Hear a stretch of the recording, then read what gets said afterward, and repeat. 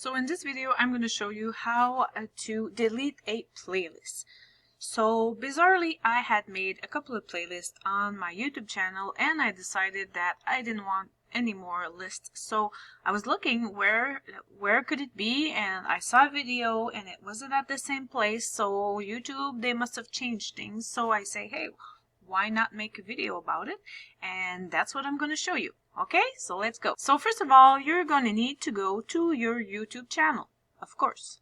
Then you're going to go to your playlist right here, and I click on it. So as you can see, I deleted a couple and I still have 4 lists here. So the way to delete it, so you click on one of your lists, view full playlist. You're going to end up of all of the videos you have on your playlist. So you can go right here where you have the 3 little dots. You go to delete playlist. And they're asking you, are you sure you want to delete that list? So delete.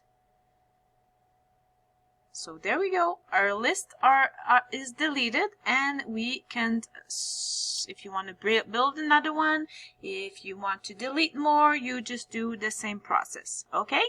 So thank you for watching. Don't forget to like my video, make a comment, and subscribe to my channel. See you there.